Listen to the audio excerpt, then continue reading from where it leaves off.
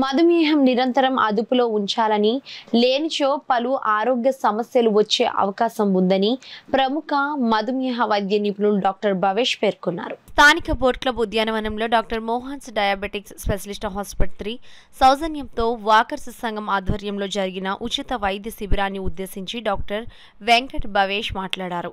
నేటి ఆధునిక జీవశైలి, మానసిక ఒత్తిడి వలన మధుమేహం వ్యాధిగ్రస్తుల సంఖ్య రోజురోజుకి పెరుగుతుందన్నారు. మధుమేహం వస్తే జీవితాంతం మందులు వాడాల్సిందేనని, అదేవిధంగా ఆహార నియమాలు పాటించాలన్నారు. నిరంతరం దీన్ని అదుపులో ఉంచుకోకపోతే కంటి చూపు తగ్గడం, మూత్రపిండాలు దెబ్బతినడం, నరాల వ్యాధులు, గుండె జబ్బులు వచ్చే అవకాశం ఉందన్నారు. కరోనా వ్యాక్సిన్ వేయించుకున్న వారికి ఎటువంటి అనారోగ్య సమస్యలు ఏర్పడే అవకాశం లేదన్నారు.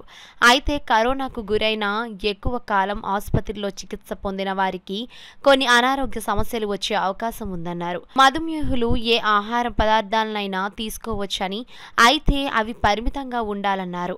రోజు క్రమబద్ధంగా వ్యాయామం చేస్తూ మానసిక ఒత్తిడి లేకుండా ఉండాలన్నారు. తరచూ వైద్య పరీక్షలు చేయించుకోవాలని డాక్టర్ భవేష్ సూచించారు.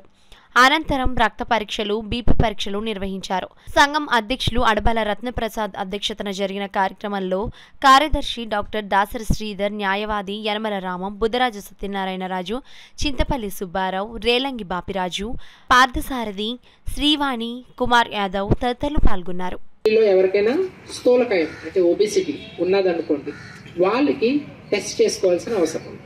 ఎందుకంటే వాళ్ళ ఫ్యామిలీలో వాళ్ళ పేరెంట్స్కి ఉన్నది, అలాగే వాళ్ళ పేరెంట్స్ నుంచి వాళ్ళ పిల్లలకు వచ్చే అవకాశం ఉన్నది. కాబట్టి ఎవరైనా పిల్లలు కానీ లేకపోతే వాళ్ళ ఫ్యామిలీలో ఎవరైనా స్థూలకాయంతో ఉన్నట్టయితే వాళ్ళు టెస్ట్ చేసుకోవాల్సిన అవకాశం ఉంటుంది అన్నమాట. సో వన్స్ టెస్ట్ చేసుకున్నాక డయాబెటీస్ అని ఎప్పుడు డయాగ్నోస్ చేస్తామంటే ఫాస్టింగ్ షుగర్ 126 అబోవ్, 126 పైనుండి, తిన్న తర్వాత 200 అబోవ్, మళ్ళీ 3 months యావరేజ్ 7% అబోవ్ ఉంటే అప్పుడు ఒక వ్యక్తిని మనం డయాబెటీస్ కింద కన్సిడర్ చేస్తాం. సో వన్స్ డయాబెటీస్ స్టార్ట్ అయ్యాక మనకి ఏంటంటే ట్రీట్మెంట్ విధానాలు ఉంటాయి. ఫస్ట్ వచ్చేసి లైఫ్ స్టైల్ మేనేజ్మెంట్ ఉంటుంది. లైఫ్ స్టైల్ మేనేజ్మెంట్లో dietary activities, next physical activity, దాని తర్వాత నెక్స్ట్ వచ్చేసి మెడికేషన్స్ తర్వాత ఇన్సులిన్. కొందరు మనం గమనించుకున్నట్టయితే నేను only diet and physical activity ఒక్కటే పాటిస్తానండి, దానివల్ల షుగర్ కంట్రోల్ అయిపోతుంది అంటే కొంతవరకు మనం నివారించవచ్చు. అంటే పెరగకుండా ఇనీషియల్గా డయాబెటీస్ స్టార్ట్ అయినా మనకి ఒక 5 to 10 years లోపు మనకి ఏంటంటే ఈ డైటరీ ఫిజికల్ యాక్టివిటీ కొంతవరకు ఉపయోగపడే అవకాశం ఉంది. కానీ వన్స్ మనకి ఇయర్స్ పెరుగుతున్న కొద్దీ మెడికేషన్ సపోర్ట్ అని అవసరం పడుతుంది. వన్స్ మెడికేషన్ స్టార్ట్ అయ్యాక మళ్ళీ మనం వెనక్కి వెళ్ళొచ్చు అంటే కొన్ని సందర్భాల్లో జరుగుతుంది.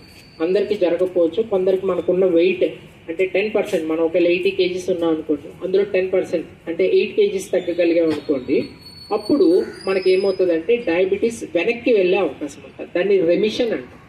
డయాబెటీస్ ఎప్పుడు కూడా రివర్స్ అనే మాట ఎక్కువ వాడకూడదు డయాబెటీస్. ఎందుకంటే వన్స్ డయాబెటీస్ సెట్ అయ్యాక దాన్ని రివర్స్ చేస్తాం, దాన్ని ఇది చేస్తాం అనేది తప్పు పదం అన్నమాట.